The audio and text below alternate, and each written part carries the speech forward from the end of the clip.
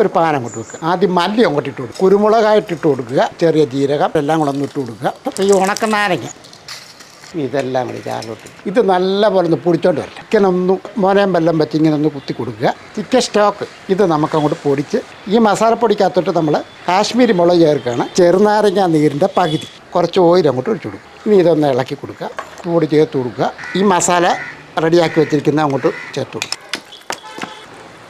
ഒരു 1.5 കപ്പ് വെള്ളം ഞാനിത് ഈ പാത്രത്തിൻ്റെ അകത്ത് ഒഴിച്ചിട്ടുണ്ട്. ഒരു കിഴുത്ത പാത്രം അങ്ങോട്ട് വെച്ച് കൊടുക്കുക. മസാലയൊക്കെ പുരട്ടി വെച്ചിരിക്കുന്ന ആ ചിക്കൻ അങ്ങോട്ട് വെച്ച് കൊടുക്കുക. ഇനി ഇതൊന്ന് അടച്ചു വെക്കുകയാണ്. നല്ലപോലെ കഴുകി വൃത്തിയാക്കിയിട്ട് കുറച്ച് വെള്ളത്തിനകത്ത് ഞാൻ ഇട്ടിരിക്കുകയാണ്. ഇനി ഇതൊന്ന് മറിച്ചിട്ട് കൊടുക്കുക. നല്ലപോലെ ആവി കയറിയിട്ടുണ്ട്.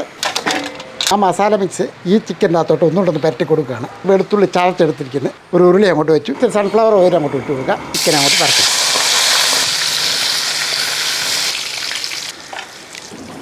ഉരുളി ഒന്നുകൂടെ അടുപ്പത്ത് വെക്കുകയാണ്. ഈ എണ്ണയ്ക്കകത്തോട്ട് ഇട്ട് കൊടുക്കുക. വെളുത്തുള്ളി ചതച്ചത്, ഒരു വലിയ സവാള, മീഡിയം സൈസ് ക്യാപ്സിക്കം, ഒരു 2 പച്ചമുളക്, ചിക്കൻ റെഡിയാക്കിയത്, ആ വെള്ളം, ആ മന്തി മസാലപ്പൊടിയും കൂടെ ഇതിൻ്റെ കൂട്ടത്തിൽ ഇട്ട് കൊടുക്കുകയാണ്. വെള്ളമൊക്കെ തിളച്ചിട്ടുണ്ട്. അരി അങ്ങോട്ട് ഇട്ട് കൊടുക്കുക. പൊടിയും കൂടി ഇട്ട് കൊടുക്കുക.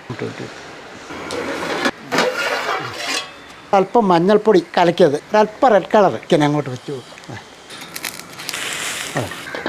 നല്ല രുചികരമായിട്ട് ഒരു ചിക്കൻ മന്തി ഒന്ന് ചെയ്ത് നോക്കുക കേട്ടോ.